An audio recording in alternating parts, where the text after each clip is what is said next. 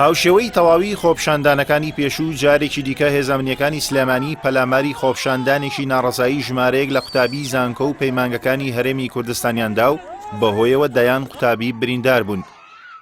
خۆپیشاندانەکە بۆ داواکاری پێدانەوەی دەرماڵی قوتابیانە کە ماوەی 7 ساڵە لەلایەن حکوومەتەوە بە بیانووی قەیرانی دارایی بڕاوە.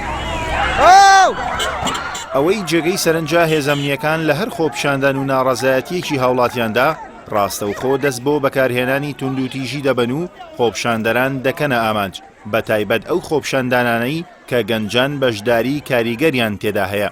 بەپێی بەدواداچوونەکانی پەیام لە تاوەی ئەو خۆپیشاندانانەی لە 15 ساڵی ڕابردوو ڕوویانداوە بەردەوام توندوتیژی بەرامبەر خۆپیشاندەران بەکار هاتووە و تا ئێستاش هیچ بەرپرسێکیان ئەندامێکی ئەو هێزانە ڕووبەڕووی دادگا نەکراوەتەوە.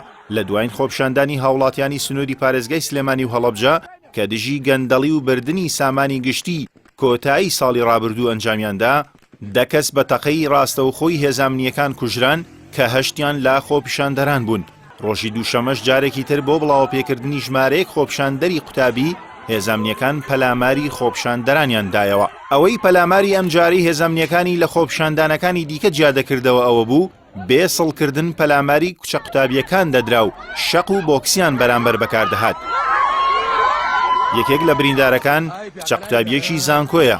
قەبارەی برینەکەی بە جۆرێک کاریگەرە کە بۆ ماوەی چەند کاتژمێرێک بێهۆش بووە و تەندروستی بە تەواوی تێک چووە.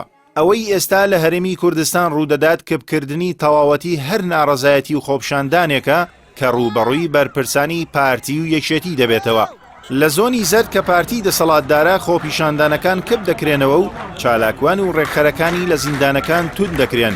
لە زۆنی سەوزیش یەکێتی دەسەڵاتدارە و بەهێز وەڵامی خۆپیشاندەران دەدرێتەوە و بێسڵەمینەوە خۆپیشاندەران ڕوبەڕووی چەندین جۆری توندوتیژی و زەبروزەنگ دەکرێنەوە.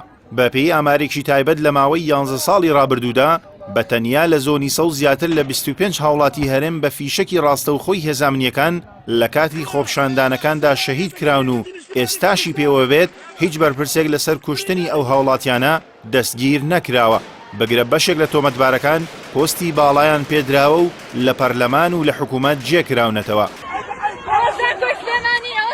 دۆخی ئازادی ڕادەربڕین و پێشێلکردنی مافەکانی مرۆڤ لە هەرێمی کوردستان گەیشتووەتە ئاستێک خەڵک بە دوای دەرفەتێکدا دەگەڕێت کە هەرێم جێبهێڵێت.